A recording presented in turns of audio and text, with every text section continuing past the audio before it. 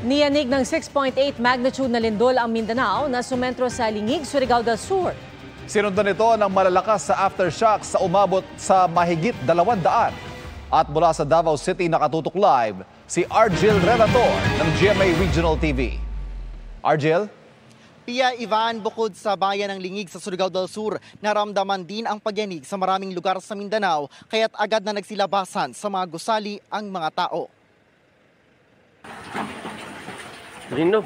Gumalaw ang tubig sa batya at umindayog ang mga kawad ng kuryente at bubong ng bahay sa coastal area na ito sa Hinatuan, Surigao del Sur kaninang umaga.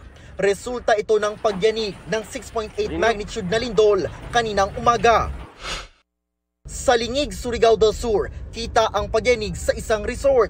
Gumalaw rin ang mga chandelier. Nagpapatuloy pa ang isinasagawang Rapid Damage Assessment and Needs Analysis ng MDRMO Lingig upang malaman kung may mga naitalang pinsala.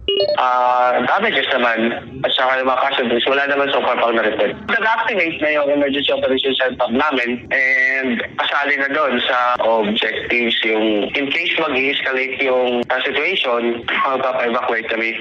Sa Philippine Sea ang sentro ng lindol. Naitala ito kaninang pasado, alas 6 ng umaga, sa layong 66 kilometers northeast ng Lingig, kung saan intensity 5 ang lakas nito. Abot din ang yanig nito sa maraming lugar sa Caraga at Davao Region, pati sa Bangsamoro at Eastern Visayas.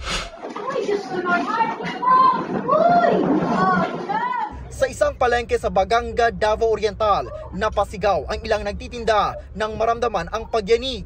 Sumayaw ang mga nakasabit na paninda at gumalaw ang isang motorsiklo sa likuran.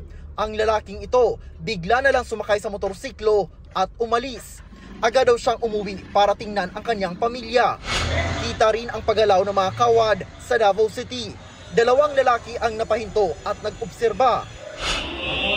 Sa Davao City rin, nagising sa alarma at bumaba ang mga residente sa condominium building na ito para pumunta sa open grounds. Sa mahigit 80 aftershock ng lindol, 6.2 magnitude ang pinakamalakas.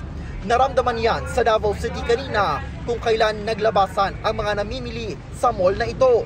Ayon sa isang namimili, agad silang pinalabas sa department store nang maramdaman ang pagyanig at pinaghintay sa labas. Kahit sa dagat ang sentro ng lindol, walang banta ng tsunami ayon sa FIVOX. Pia Ivan, sa ngayon ay wala pang inilalabas na abiso ang LGU Lingig na magsilikas ang mga residente, ngunit pinag-iingat pa rin sa posibleng malalakas na aftershocks. Yan ang latest, balik sa inyo. Maraming salamat, Argel Relator ng GMA Regional TV. Mga kapuso, patuloy na tumutok sa mga balita, mag-subscribe sa GMA Integrated News sa YouTube. Sa mga kapuso abroad, samahan niyo kami sa GMA Pinoy TV at www.gmanews.tv.